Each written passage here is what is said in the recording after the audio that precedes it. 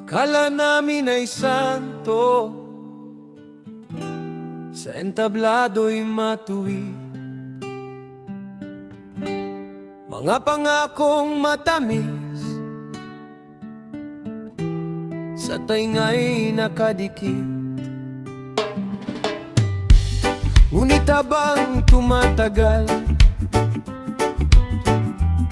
unti-unting lumitaw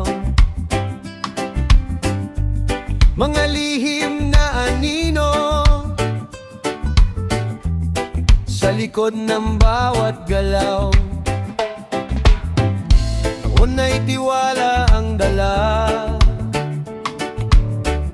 ngayon ay tanong ang kapalit. Sino ba ang tunay na kasama? At sino ang nagkubli ng sakit? Dalawang Judas ang tingin ng bayan, bumaliktad sa pangakong pinanghawakan. Akala namin ay santo, ilaw ng kinabukasan. Ngunit sa mata ng marami, naglaho ang dangal at pangalan. Kung may perang nagpalabo sa paninindigan, bakit ang taong bayan ang siyang nasaktan? Sa bawat talumpati, may sigaw ng pagbabago. Ngunit bakit tila naligaw sa landas na pinangako?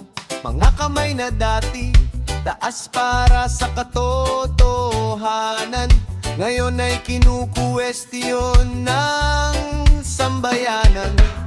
Hindi galit ang nais manaig, kundi pananagutan at liwanag. Sapagkat ang tiwalang minsang nasira, mahirap nang muling maitaguyod. Dalawang Judas ang tingin ng bayan, bumaliktad sa pangakong pinanghawakan. Akala namin ay santo, ilaw ng kinabukasan. Ngunit sa matang marami, naglaho ang dangal at pangalan.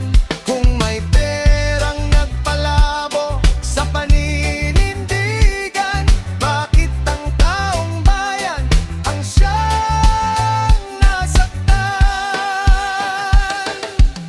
Ang kapangyarihan ay hiram lamang sa mamamayang nagbibigay ng pangalan. At